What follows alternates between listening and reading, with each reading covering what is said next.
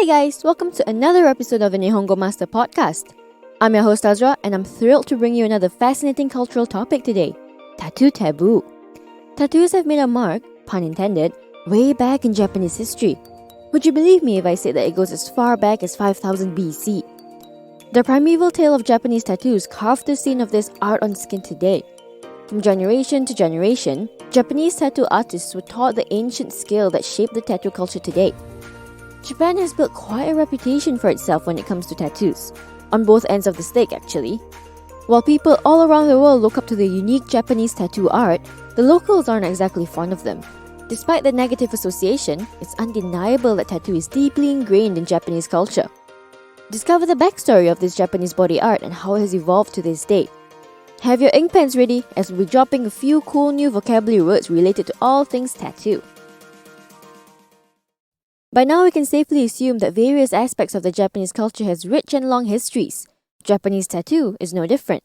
Known as wabori in Japanese, its existence dates back to the 5th millennium BC, and the earliest rendition of wabori can still be seen today, influencing the state of modern Japanese tattoos. Not only are there evidence of face engraved figurines, but wabori has also made a few appearances in ancient Chinese historical records. Back then, social ranks were practiced more vigorously than now, and it was said that people used tattoos to mark where on the rank they fell under. Others also have them to fend off evil spirits, a superstitious belief which is pretty much gone now. Around the 7th century, marks of social status and evil wards were gone. Instead, anyone who had a tattoo during the time would be seen as a criminal. Irezumi, referring to the general act of putting ink onto the skin, was used as punishment in place of the death penalty for severe crimes like murder and treason. There was no specific part of the body for criminal irezumi, but the most common areas were the face and arms. Something I found interesting was that the tattoo designs weren't the act of the crime, but instead categorized by the region that the crime was committed in. So the Hiroshima Hannin, to mean criminal, were identified by the dog symbol tattoo, and Fukuoka criminals had line tattoos around their upper arms. So if one person from a city merely stole wood from the next village, he was basically grouped together with the city's murderers. I guess back in the day, a criminal's a criminal, regardless of how serious the crime he committed was, and tattoos were a way to identify them in those days. Generally, they were outcasted, disowned by families, and banned from participating in any sort of public or combined activities. All in all, it was a tough life for a lot of them.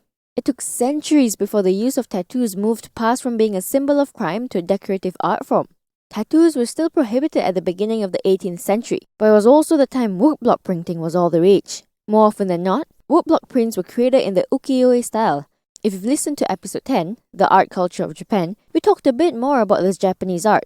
Regardless of the demand during that time, woodcarvers didn't earn much at all for the effort they put in, so they sought out other potential works, which led to the creation of taburi, a technique of tattooing unique to Japan where they do it by hand, based on woodcarvers' carving techniques. This conversion of woodcarvers to tattoo artists resulted in a spike of the number of tattooed people, particularly in the lower social class citizens. Today's Japanese tattoo designs have been influenced by the ukiyo-e art style, and we have those woodcarvers turned tattoo artists to thank for.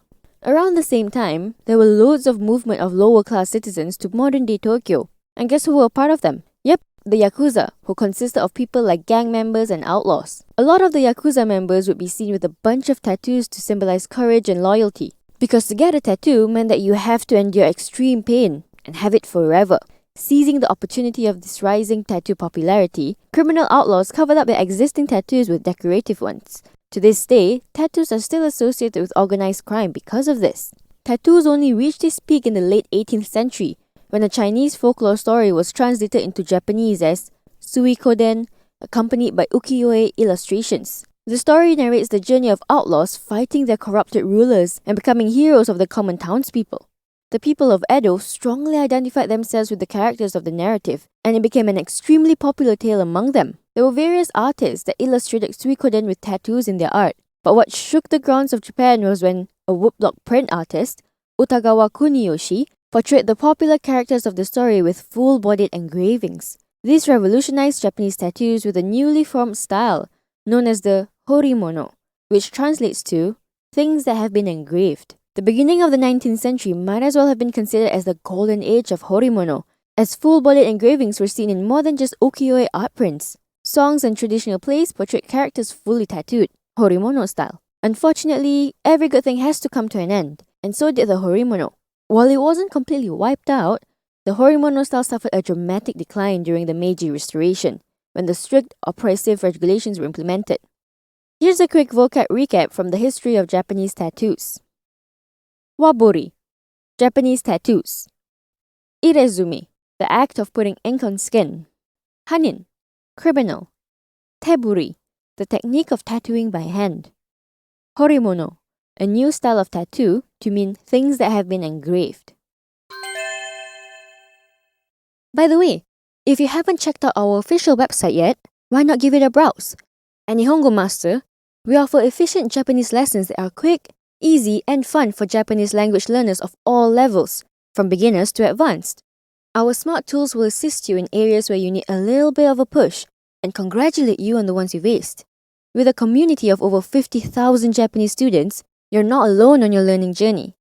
Make new friends and improve together with our point system, collecting points as you go along. Ask away any questions you have on our group discussion pages. There's sure to be others as well as our Japanese instructors that are quick to answer. You can also take Nihongo Master with you on the go and learn Japanese as you trot the globe. Practical, right?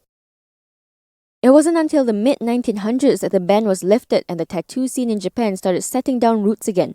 However, regardless of the substantial historical evidence of tattoo culture in ancient Japanese culture, it's proven to be difficult to change the mindset that tattoos are linked to illegal activities. As soon as you have a tattoo in Japan, you're automatically the bad guy. I don't have any tattoos of my own, but I've heard stories of those who have tons of them. Not all of the stories are good. Glances, stares, and blatant avoidance are common occurrences. The thing is, some Japanese people do have their own tattoos, but just keep it well hidden and covered. Purely for social employment reasons, it's rare to expose or reveal tattoos. With rigid rules come rebellion, right? There have been, more than a few I'd say, but it seems like the progress for change is going at a snail's pace. At least there is progress, right? While it is still tolerated to expose body art in general, there are some very specific places that implement a strict ban, or kinshi in Japanese, against tattoos. The most famous places are public facilities, like the onsen, Japanese hot springs, spa, gym, and swimming pool. All these places forbid entry to anyone who is seen with tattoos on their body. If you're wondering why, some believe it's to prevent contamination of the waters and consideration for other users.